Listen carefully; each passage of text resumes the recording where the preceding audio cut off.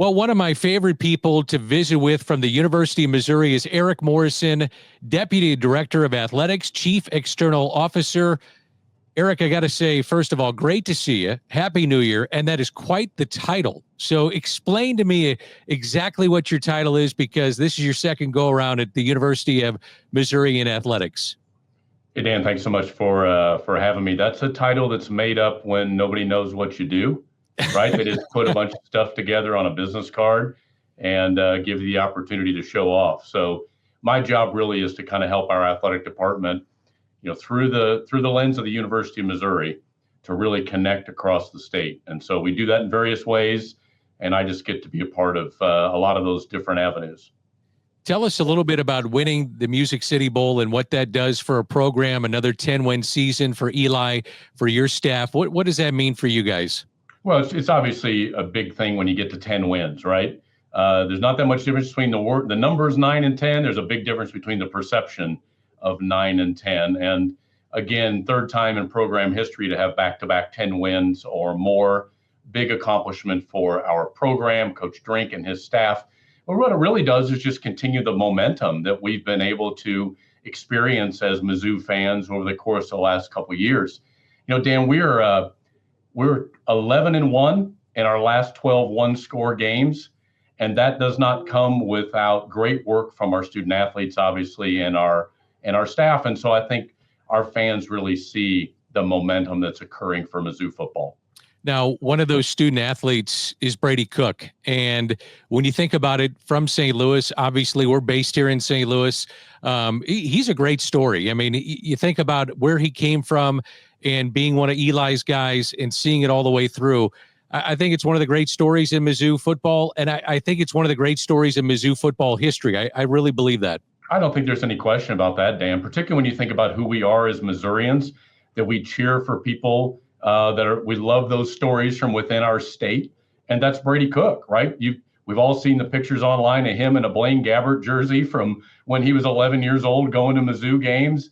And here's a kid who gets a chance to start 4 bowl games for Mizzou, win 21 games in his last 2 years, come back from a hospital visit to win a homecoming game. I mean, those are the things that you talk about forever if you're a Mizzou fan, and particularly if you're obviously Brady Cook. So could not be more proud of Brady. He's working toward his graduate degree already and is certainly a person that represents both the football program, but frankly, who we are as Missourians in such an outstanding way. I think one of the really neat things that Mizzou is doing right now, it is Mizzou Athletics Will to Win. And it's something you were telling me about when we were at the bragging rights game with Mizzou and Illinois. Mizzou came up just a little bit short, but that happens. Got to hit some free throws. Yeah, got to hit those free throws. Tell us about Mizzou Athletics Will to Win. Well, this is really our opportunity right now, Dan, to respond to what college athletics is going to be. And that's the concept of revenue sharing and certainly NIL. But it's also the concept of, if we want to compete at the highest levels, there's investment that has to be made, both from us as the department and as the university, but also from our fan base. And so our Will to Win concept is really about putting us in a position from a revenue perspective to really exercise the opportunity to be most successful. And we want to put it out there that we expect great things. We expect to be competitive. We expect to challenge for the CFP. We expect a challenge for championships. And maybe we've not always said that as clearly as what we are now, but we think our fans deserve that. And our fans are looking for that. They're looking for us to really step up and be aspirational and ask for their help. And we've had a great response so far in the last couple of weeks since we put that out. So you put it out. And so how is Mizzou preparing for these changes?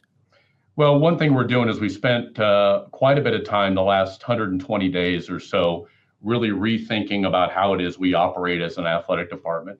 It's one thing to go out and say, hey, please pay more, please donate more, but we have to be responsible on the other side as, are we doing things as efficiently as possible? Are we making decisions that help us win? And certainly we're relying on our coaches to help us with that. And so we're doing a lot of overview and review of why are we doing what we're doing? Is it really helping us win? Is it really best for the student athlete experience?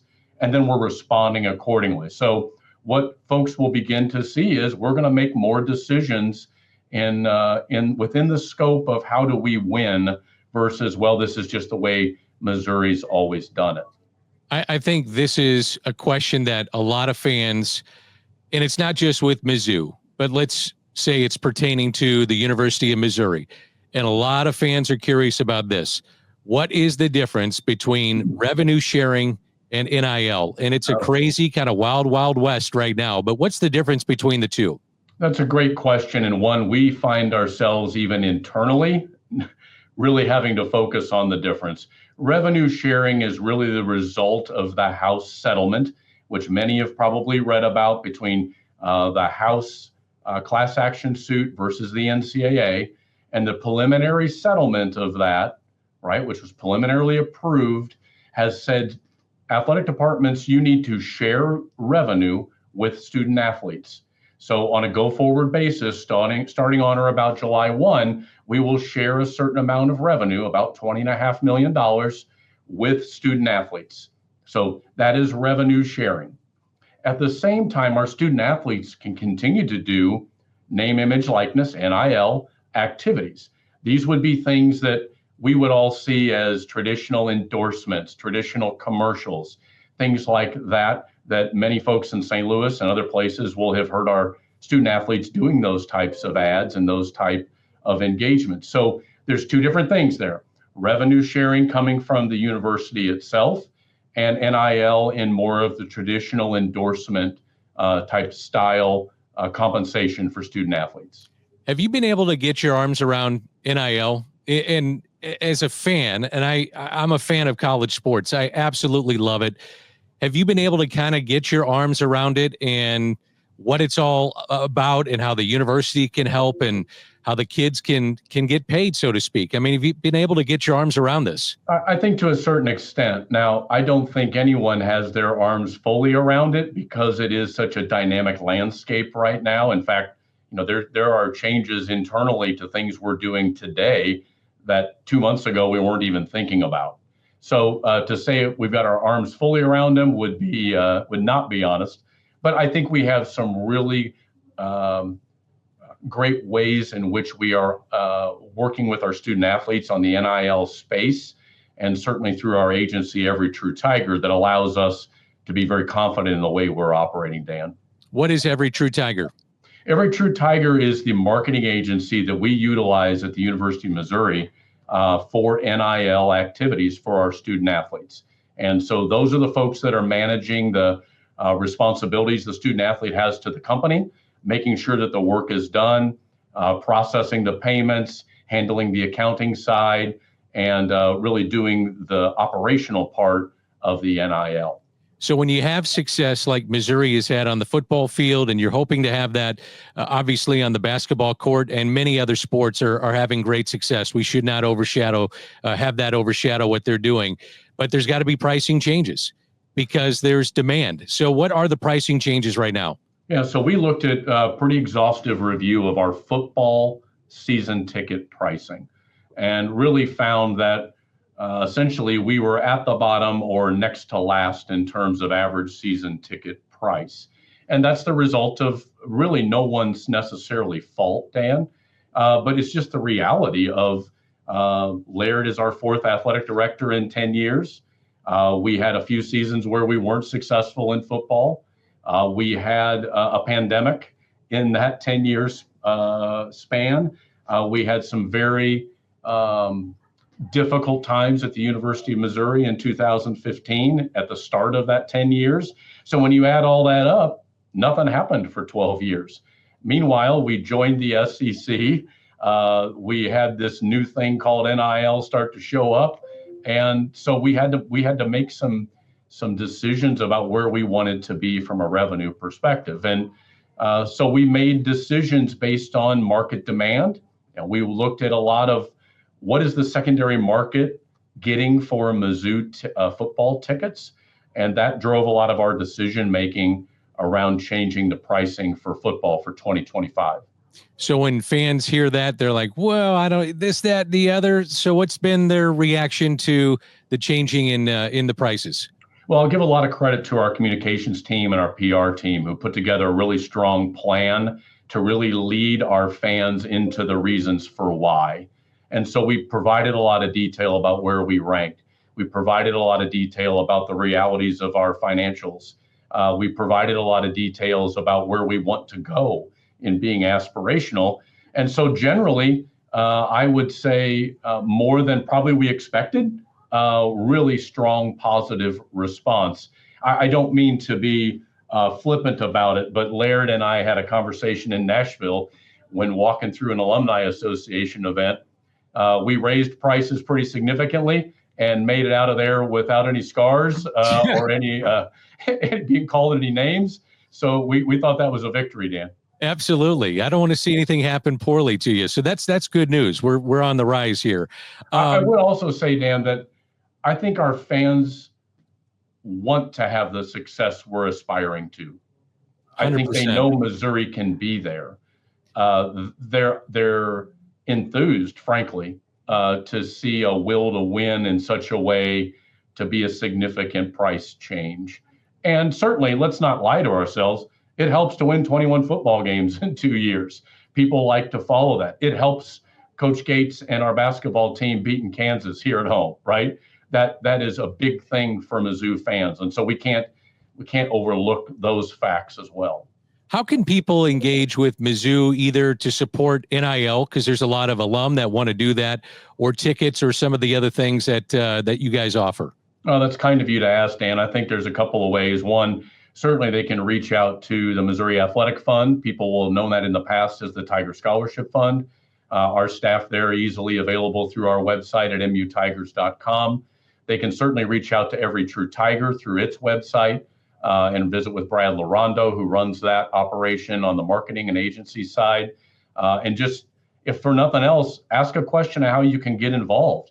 Shoot, you can drop me an email. I'm on our website as well. How can you get involved? What do you want to do? And we can get you in the right places.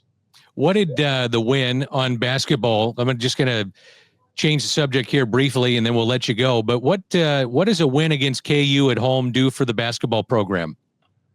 Well, over the course of 120 years, beating Kansas is always a big thing for our fans, right? And I think what it also does, frankly, and you've got kids this age, Dan.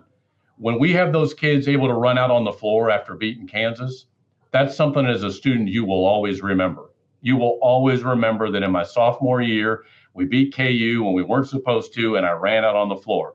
My nephew, who's a freshman, will keep that video from his cell phone forever. That's what it does for Mizzou, is it gives another generation of fans and students and alums that pinnacle win over your arch rival. And, we know that that's going to be something people are going to remember, obviously, forever. Has it shocked you how well the SEC has played in basketball so far this year? No, I mean, it has not. I won't pretend to be a basketball expert, but what I do know is that a couple of years ago, the league made a pretty strong mandate to its schools that, hey, we need to get better at men's basketball. We need to play better schedules, and we need to act like we want to be the best league in the country for men's basketball. And you're now seeing, frankly, the result of all that hard work by all the schools, whether it's in the recruitment of coaches, certainly recruitment of student athletes, but in the way we're scheduling, right? That we're going to go play the best, and then we're going to compete against the best, again, with 17 games left as of today in the SEC schedule. Final question. I want to go back to football just for a moment, and it may be a tough question for you to answer, but we have the transfer portal, and there's different windows that open up with the transfer portal. We just got finished with one. I saw Mizzou graded out as potentially number 2 in the country with the transfer portal. Can you explain how this all works outside of just saying a kid says, well, I want to transfer? We get that, but how it all works in the game of football with Division I?